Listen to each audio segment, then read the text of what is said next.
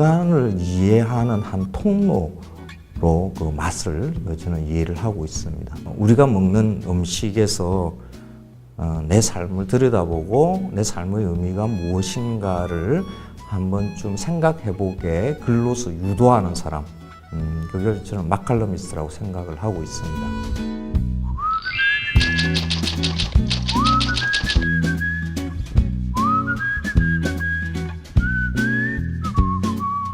머릿속에 맛을 그리기를 위한 좀 연습을 하기 위해서는 집에서는 하죠. 근데 제 입에는 맛이 있는데 가족들이 맛없다 하는 경우도 또 많이 있어요.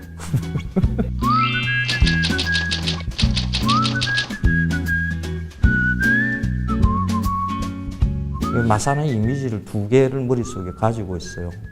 옛날 유년기에 그 깨끗했던 바다와 산업화의 영향으로 많은 문제를 안게 된 그 바다 둘을 같이 가지고 있습니다.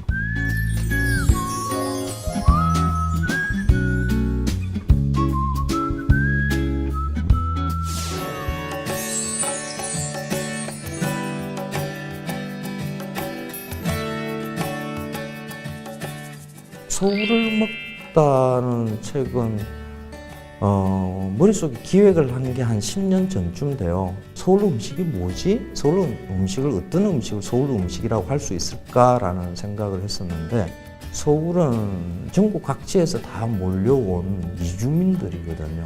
그 이주민들이 서울에서 살면서 그 삶을 어떻게 음식을 통해서 버텨내고 즐기고 살았는가에 대한 관찰, 기록, 그걸 서울을 먹다라는 책으로 엮어낸 것입니다. 특히 그 전라도 분들이 많이 오셔서 살고 있어요. 그 이유가 산업화 과정에서 경상도 지역은 공장들이 많이 있었어요. 그래서 일거리가 참 많았죠. 그래서 굳이 서울로 올라오지 않아도 이제 먹을거리들이 많이 있었어요. 그런데 전라도 지역은 농업 지역으로 그냥 남겨두는 바람에 일거리가 별로 없고 그래서 꼭 서울로 올라와야 되는 그런 상황들이 많이 만들어졌었어요. 그래서 보통 서민이 사는 동네, 구로구라든지 영등포구라든지 이쪽 지역에 특히 전라도 분들이 많이 사세요. 그분들이 살면서 그 지역을 자기 옛날에 살던 전라도 지역의 조그마한 소읍내인 것처럼 느끼게 하려고 하는 연출된 공간 같은 그런 느낌의 곳이 있습니다. 그게 신길동에 있는 홍어 골목이라든지 신림동에 있는 그 순댓집 골목 같은 곳이거든요. 특히 그 신림동에 있는 그 순대타운의 경우에는 그 간판들이 다 전라도 지명으로 붙어 있어요. 뭐 남원집, 순창집 뭐 이렇게 돼 있는데 그 간판 밑에서 순대를 먹으면서 내가 고향에 와 있다는 그런 스스로의 위안 같은 것을 삼기 위한 전략으로 그런 간판들을 붙였을 거라고 저는 생각을 해요. 그래서 고향 떠나서 뭐 힘들게 살았던 그런 노동자들의 삶들 그런 것이 좀 가슴 짠하게 느끼시는 그런 공간으로 저는 서울에 참 그런 데가 의외로 많이 있어요.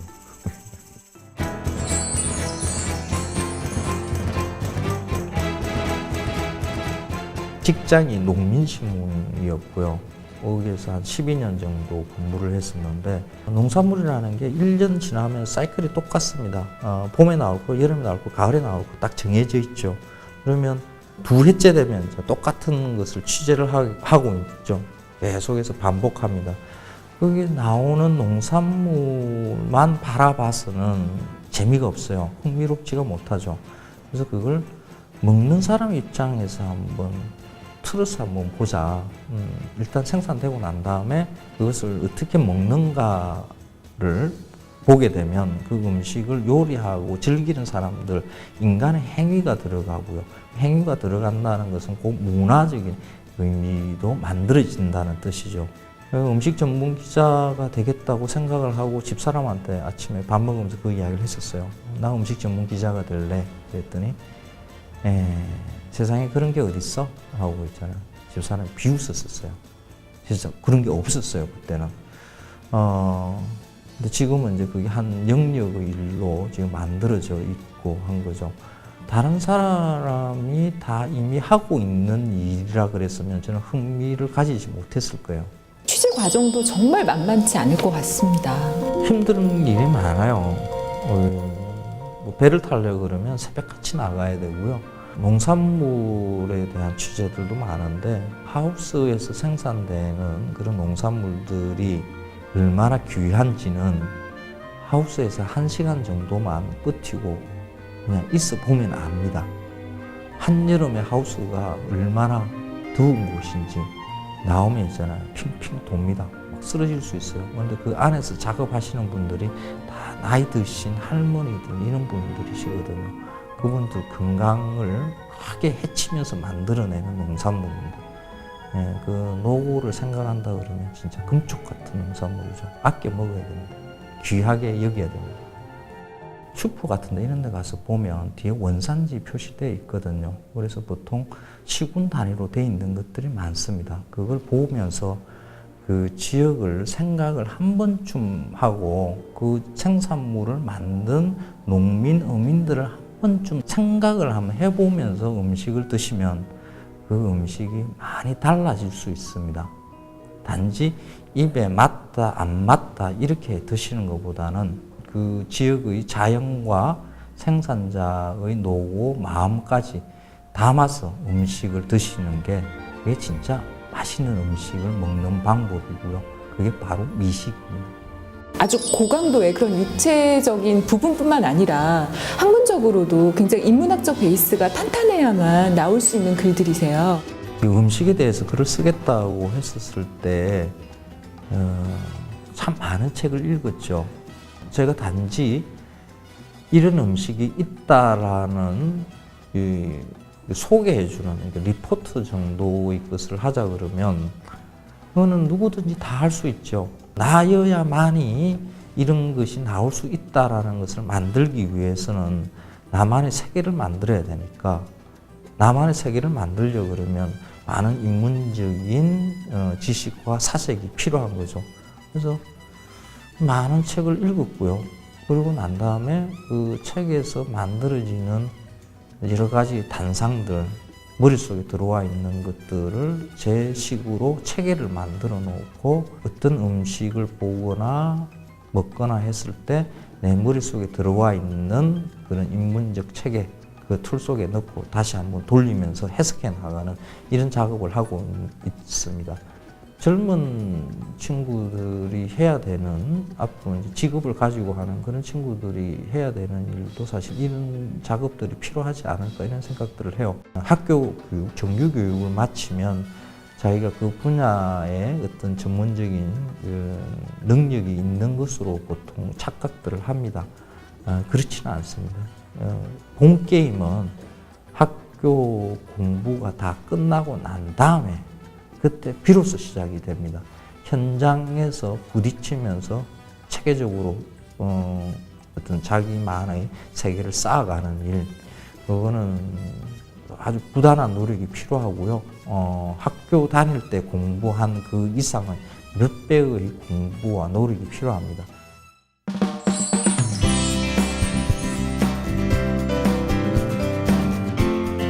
맛이라는 것은 상당히 주관적인 개념이잖아요. 제가 맛있다라고 이야기를 하는 음식을 두고 그거는 너 입맛이고 나는 아닌 것 같아. 내가 맛 없어 하고 이야기하는 거 그거는 네 평가고 나는 맛있는데 하고 있잖아. 그런 경우가 있죠. 그런데 맛은 개인의 기호이기는 합니다. 그런데 또 맛이라는 것을 객관적으로 맛있다, 맛없다라고 평가도 가능해요. 맛있다라는 그 기준을 어디에 두는가 하는 것인데 내 입에 그냥 착착 붙는다 해서 맛있는 게 아니라 내 입에 거북해도 이것은 맛있는 음식이다라고 평가를 내릴 수도 있어요. 먼저 식재료를 두고 보자 그러면 중요한 특징이 가장 잘 발현되어 있는 그런 식재료, 그걸 두고 맛있다라고 맛있는 기준으로 삼을 수가 있거든요. 근데 그게 나는 사과를 싫어해. 그런데 이 사과는 가장 맛있는 사과의 기준에 들어가는 나무에서 봉지 씌우지 않고 제대로 오래 매달려서 익은 사과이다 이러면 그냥 맛있는 거죠. 내 입에는 신맛이 너무 강해 하더라도 그 품종이 원래 신맛이 강한 품종의 사과이면 맛있는 사과인 거죠. 그다음에 그 요리된 음식으로 보면 그 기준을 보면 요리사가 그 식재료의 특징을 장점을 잘 끌어내고 단점을 어떻게 잘 제거를 해냈는가 하는 그 부분을 갖다 보는 거죠. 특히 요리사가 그 부분에 대해서 설명을 할 수 있으면 아주 훌륭한 요리라고 할 수가 있죠. 선생님 생각하시는 좋은 식재료의 기준은 뭔가요? 계절성이 굉장히 중요해요. 맛있는 계절이 딱 한순간 있습니다. 식재료라는 것은 자연물이거든요. 우리는 자연을 먹습니다. 자연은 봄, 여름, 가을, 겨울의 계절의 변화에 맞춰서 식물이든 동물이든 바다의 것이든 가장 결정적으로 그 향이며 질감이 최극상으로 올라올 때가 있어요. 그 지점에 있는 것을 고르는 것, 그게 맛있는 음식을 하는 이제 포인트이죠. 그리고 그것을 어떻게 먹을까? 이 재료의 맛을 어떻게 끌어낼까 하고 고민하는 게 그 요리이고요. 선생님 주변에 있으면 참 음식을 맛있게 먹을 수 있겠네요. 그런 거는 있어요. 이게 제가 맛있는 음식에 대해서 이야기를 해주기보다는 그 음식이 왜 맛없는가에 대해서 이야기를 더 많이 해요. 제 직업상 사실 지적질을 하는 게 제 주업이다 보니까 저하고 같이 식탁에 앉아서 음식을 먹으면 보통 맛없어해요. 특히 제 가족들, 특히 제 자식들은 저하고 밥 먹기 전에, 특히 외식을 할 때는 먹기 전에 저한테 당부를 해요. 아빠, 이야기하지 마. 이야기하지 마. 알았어. 그럼 다 먹고 난 다음에 그 집 음식은 말이야 이렇고 저렇고 하고 이제 평가를 해주죠. 지금 세대는 사실 음식은 그냥 적당히 맛 있으면 돼요. 우리 앞 세대, 제 아버지 세대는 그냥 배만 부르면 됐었고요. 근데 제 다음 세대, 제 자식 세대들은 무엇이 맛있는 음식인가를 두고 분별력을 가지고 미식 활동을 하는 그런 세대가 될 거라고 저는 생각을 해요. 어떤 음식이 어떨 때 가장 맛있다, 어떻게 해먹는 게 맛있다라고 아는 사람이 훨씬 교양이 있는 인간으로 대접받을 가능성이 높습니다. 그래서 제 자식들도 그런 교육을 좀 많이 시키죠. 음식에 대한 분별력을 많이 키우게 그렇게 만듭니다. 지금 자녀 키우시는 분들은 내가 먹는 것을 그대로 자녀들은 따라하게 되어 있습니다. 되도록이면 맛있는 음식을 먹이고 그게 왜 맛있는지에 대해서 좀 설명해주고 하는 그런 것을 하면 그 아이들의 미래에 대해서 큰 도움이 될 수 있습니다. 맛있는 음식을 먹는 게 큰 기쁨이잖아요, 인간에게는. 근데 항상 이렇게 생각하시면서 드시려면 일종의 스트레스가 되실 수도 있겠다, 뭐 이런 생각도 드네요. 그렇습니다. 맛있는 음식을 즐기기 위해서 먹는다기보다는 이게 왜 맛있지, 이게 왜 맛없지 하고 그 분별을 키우기 위해서 먹거든요. 그래서 옆에 놓여 있는 음식은 즐기기 위한 게 아니라 나한테는 어떤 취재의 대상이고 공부의 재료이죠. 그렇게 이제 음식을 먹게 되면 별로 소화도 잘 안 되고요. 맛 없을 때가 더 많습니다. 그리고 똑같은 음식을 반복해서 먹어야 될 때가 많습니다.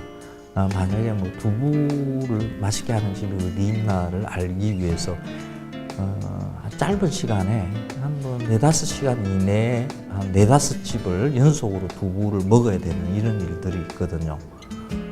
그리고 나면 입에서 이제 콩 비린내가 한 달은 가요. 그러면 이제 한 달 정도는 이제 두부 냄새만 맡아도 속이 니글니글하죠.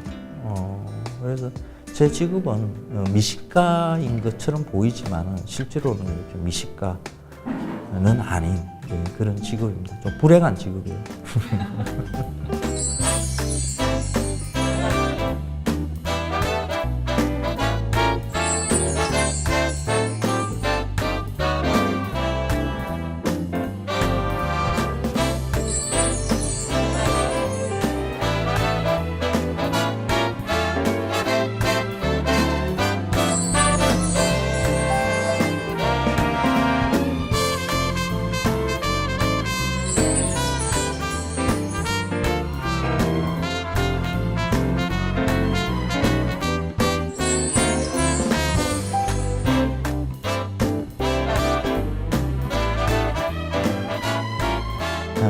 강도야, 친구, 야, 용범아, 우리 고향에서 한번 뭉치자. 건강하게 잘 있고, 그 옛날 그 바닷가, 배낭 메고 그 놀러 다녔던 그 바닷가 한번 우리 다 같이 한번 가보자.